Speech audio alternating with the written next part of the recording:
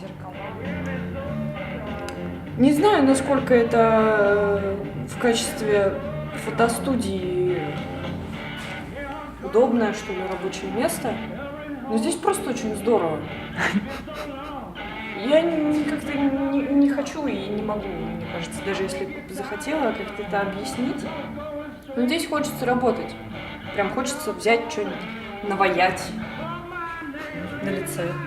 Да, как у меня сейчас, типа того. А то и круче.